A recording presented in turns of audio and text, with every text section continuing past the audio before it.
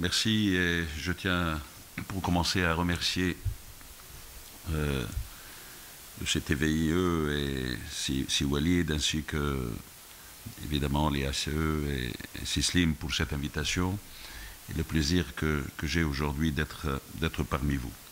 Je crois que après la présentation de Monsieur le Ministre, je vais m'attaquer directement à la question. Je pense que nous savons tous que dans notre économie, il y a quatre faiblesses qu'on ne peut pas éviter. Les faiblesses sont, premièrement, le chômage des jeunes,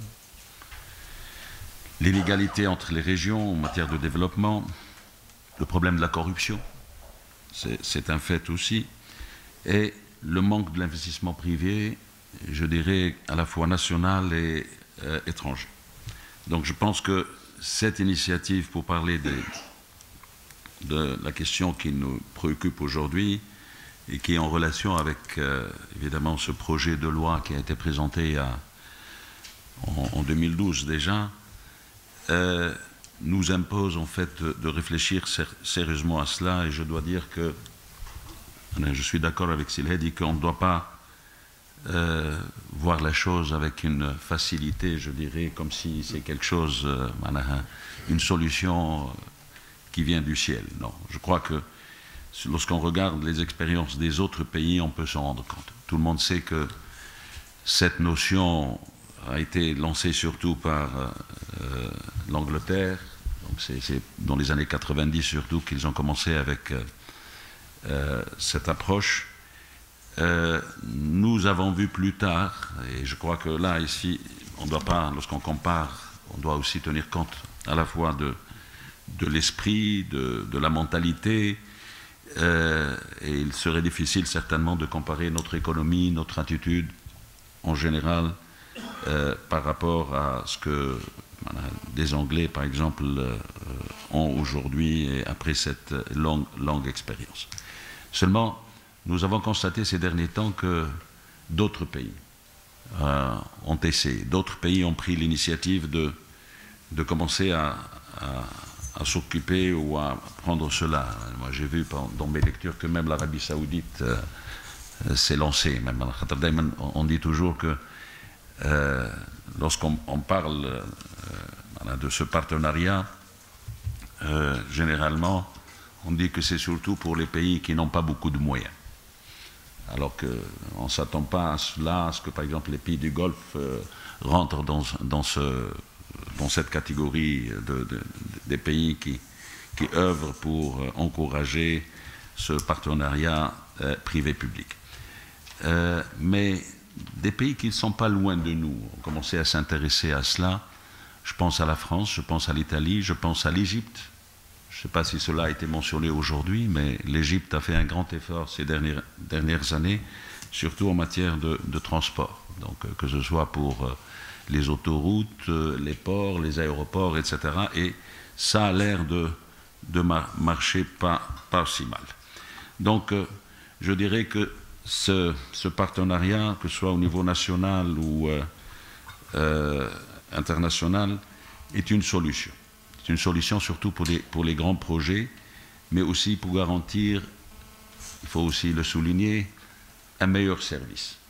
Un meilleur service, lorsqu'on parle du public évidemment, et pour faire face aux problèmes de la dette publique aussi. Donc ça, c'est un élément important dont il faut nécessairement tenir compte. L'une des critiques, peut-être celle qui est le plus souvent mentionnée, c'est que le PPP ne garantit pas l'intérêt public. Parce qu'un État ou une personne, disons, juridique, régionale ou locale, son rôle évidemment est de garantir surtout le service public et de faire pour que l'intérêt public soit là. Donc, encore une fois, je dis, le tout est une question d'état d'esprit et de politique. Il s'agit tout simplement d'avoir l'intérêt public toujours à l'esprit et de bien le défendre. Parce qu'on pense toujours que lorsque on a deux privés qui sont en négociation, ils se défendent comme il faut, alors que lorsqu'il s'agit de l'État, peut-être on est en position de faiblesse par rapport à... Et je crois que quelques expériences, même en Tunisie, nous le prouvent. Hein. Donc, souvent, les entrepreneurs privés sont mieux préparés pour défendre leurs intérêts que l'État en tant que tel. Mais là, je dois dire une chose, c'est qu'il ne faut pas non plus sous-estimer notre administration. Je crois que nous avons aussi des cadres, nous avons aujourd'hui un esprit, et un esprit a été créé au sein de notre administration pour que les intérêts de l'État soient aussi défendus comme il faut et que nous soyons donc à égalité avec le secteur privé pour essayer que ce soit une sorte de win-win situation. Donc que les deux, à la fois l'État ou, disons, les communautés locales ou régionales, les collectivités locales et régionales puissent aussi en bénéficier. Par conséquent, tous les citoyens peuvent le faire. Donc, l'une des idées que j'ai eues, c'est vrai, parce que c'est un concept qui n'est pas encore très clair, c'est un concept qui n'est pas très connu chez nous, et je ne pense pas que ce projet de loi va le... J'avoue que je n'étais pas à Tunis, donc je viens d'arriver hier soir et j'ai jeté un coup d'œil vraiment très vite sur le projet de loi. J'avoue que je ne me suis pas intéressé à cela, pourtant nous avons des gens qui connaissent bien ce domaine. Mais ce qui est important, c'est surtout de voir comment, dans certains pays comme chez nous, on ne doit pas créer peut-être des clubs ou des associations pour essayer de travailler là-dessus. Donc, parce que c'est une nouvelle orientation, comme j'ai dit, relativement récente, puisque même en Angleterre, ça a commencé au début des années 90, et celui qui a beaucoup lancé la chose, c'est Major, donc avec évidemment cette notion d'un parti de droite ou un parti libéral. Ce qui fait que peut-être pour nous, avant de se lancer davantage dans ce domaine, il faudra certainement plus de réflexion, et c'est là où vient cette initiative que vous avez prise et pour laquelle, encore une fois, je veux vous féliciter. Parce que pour promouvoir ce nouveau type de contrat entre le public et le privé, il faut que ça soit aussi une sorte de conviction de la part de tout le monde. Et j'insiste là sur un point, surtout avec cette lecture hâtive que j'ai eue du projet de loi. On parle du partenariat comme si c'était tout simplement un accord, alors qu'en fait, c'est pas un contrat, c'est pas seulement un contrat, c'est surtout un partenariat, et par conséquent, on doit penser aux moyens d'avoir, même je dirais, une sorte de société mixte en quelque sorte. C'est-à-dire, c'est pas seulement que l'État va céder une action quelconque au privé pour le faire, mais il faudra surtout penser à l'action commune et à la responsabilité commune entre les deux, qui ne peut se faire que... Parce que le premier problème peut être résolu avec déjà quelque chose qui existe dans notre législation et un peu partout, à savoir les concessions. Donc c'est une forme de partenariat, les concessions. Mais il faut penser à plus que ça, et quand la personne publique surtout ne dispose pas des moyens et des compétences nécessaires pour réaliser un projet, et généralement on pense aux grands projets.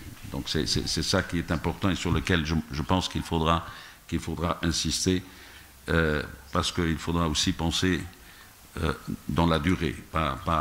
Les résultats peuvent ne pas être immédiats, parce que c'est ça que l'intérêt public en principe exige. C'est une possibilité aussi, pourquoi je parle de ce partenariat sous forme de société, je ne sais pas si c'est le mot, mais il faut que ça soit un partenariat actif, pas seulement céder quelque chose à quelqu'un d'autre. Donc,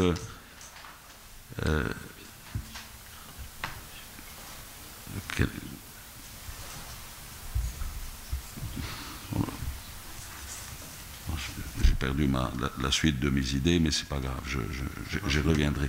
Non, oui, ce que je voulais dire aussi, c'est on pense souvent seulement aux partenaires nationaux, alors qu'aujourd'hui, dans la situation où nous sommes, il faudra surtout penser à des partenaires étrangers. Je crois que c'est ça qui manque aussi énormément à notre économie aujourd'hui, et c'est pour ça qu'il faudra penser à une coopération éventuellement avec d'autres institutions. Je ne parle pas seulement des États. Il y a des banques qui ne font que ça, il y a je pense principalement à l'OCDE, je pense à la Banque européenne d'investissement, je pense à la Banque mondiale. Donc c'est des choses qu'on peut aussi considérer tout en tenant compte évidemment de notre autonomie, de notre indépendance et du fait qu'il ne faut pas qu'à travers ce partenariat on arrive à avoir des interventions ou disons des positions qui peuvent nuire à notre autonomie, à notre indépendance dans tous les domaines. Il n'y a pas de doute que les PPP, c'est un bon outil pour notre pays, comme surtout pour l'infrastructure. Il faut que ces infrastructures aussi, et c'est là, je veux revenir aux 4 faiblesses que j'ai mentionnées tout au début, il faut que ces infrastructures soient des infrastructures indispensables. C'est-à-dire on ne cède pas ce genre d'action où on ne prend pas ce partenariat pour des choses qui sont peut-être tout à fait naturelles ou normales. Donc ça, c'est important de penser à l'infrastructure parce qu'on ne peut pas réaliser des choses, surtout je pense aux régions de l'intérieur, s'il n'y a pas une infrastructure disons, d'envergure, et cela est responsable. L'autre côté, c'est l'aspect juridique, et c'est là où il faut saluer cette initiative de ce projet de loi, même éventuellement, comme j'ai dit, il n'est pas complet, il ne couvre pas tous les aspects. Il faut aussi que cela ne peut se passer, et ça c'est en général, c'est pas seulement pour le partenariat donc privé et public, mais en général les investissements, nous savons très bien qu'il faut nécessairement que notre pays puisse jouir aussi d'une stabilité politique importante pour que ce genre d'initiative puisse réussir. Nous avons pensé, et disons, je ne suis pas là pour parler, disons, ou de faire de la publicité pour notre parti, loin de là, j'essaie d'être le plus objectif possible et de voir l'intérêt surtout national et bénéficier aussi de vos avis et de vos idées, mais je crois que nous avons prôné depuis quelque temps l'idée qu'il faut nécessairement qu'il y ait un programme commun entre la majorité des partis qui sont sur la scène aujourd'hui. Pourquoi je dis cela? Parce qu'un investisseur, que ce soit qui vient tout seul ou qui vient dans le cadre d'un partenariat, a besoin d'être tranquillisé sur son avenir. Et il est clair que même si notre expérience démocratique, si elle réussit, est ce que nous souhaitons tous et nous devons tous travailler dans ce sens-là, ce n'est pas suffisant s'il a une garantie seulement pour une législature. Donc si on a des élections demain, il y a une majorité qui se crée dans le pays, différente de celle que nous avons eue, ou la même, je n'en sais rien, ça c'est la décision des Tunisiens, il faut que l'investisseur puisse être convaincu que ça ne va pas se limiter juste à cette majorité-là, et qu'il y a une orientation, je ne parle pas des détails, c'est ça, c'est dommage que si Hamad ne soit pas là, peut-être parce qu'il aurait pu nous contredire sur certains points. Je parle surtout de l'approche, de l'orientation. Même si évidemment on peut avoir des divergences sur pas mal de points, mais il faudra nécessairement un minimum de consensus sur le plan des choix économiques et sociaux pour que l'étranger surtout et l'investisseur en général puissent avoir quelques garanties de l'État en tant que tel pour remettre notre économie en marche. Et l'affaire n'est pas une affaire d'une législature, comme j'ai dit, c'est peut-être même une affaire d'une décennie. Il faudra commencer à réfléchir et à penser ensemble sur peut-être minimum, comme j'ai dit, une décennie, si ce n'est pas deux. Donc ça, c'est important, je crois, pour que ces PPP puissent réussir. Il faut aussi et ça c'est le dernier point que je veux mentionner, c'est qu'il faut nécessairement une lutte réelle contre tout ce qui est corruption. Parce que, évidemment, l'avantage peut-être de ce partenariat, c'est qu'on a un système, surtout si on arrive à mettre en place ce cadre juridique, mais il faudra aussi éviter que ceux qui ont toujours à l'esprit l'idée de pouvoir tirer profit au détriment de l'État et au détriment de l'intérêt national ne puissent pas avoir des facilités en quelque sorte à le faire dans ce nouveau système que connaît aujourd'hui le partenariat entre le public et le privé. Voilà, c'est un peu ça ce que je voulais dire, et peut-être j'interviendrai plus tard en réaction aux idées développées par les uns et les autres, et je vous remercie.